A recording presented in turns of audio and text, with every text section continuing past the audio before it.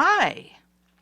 We're going to do a quick required FCPS update for our computers. First, take your cursor, bring it right down here to the Windows button, and click. When you do that, it'll say type here to search. Type the word software. SOFTWARE, and the Software Center will appear at the top. Click the Software Center,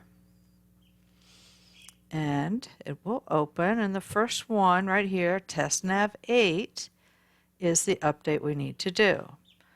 Click the TestNav 8. Yours will say install, but I've been recording this a couple times, so I will click reinstall, but click the blue button. Like I said, yours will say install, and you'll see that it is installing. Once you see this screen where it says reinstall, you are all done. Just X right out. Now, I always recommend that after doing an update that you go ahead and you power off.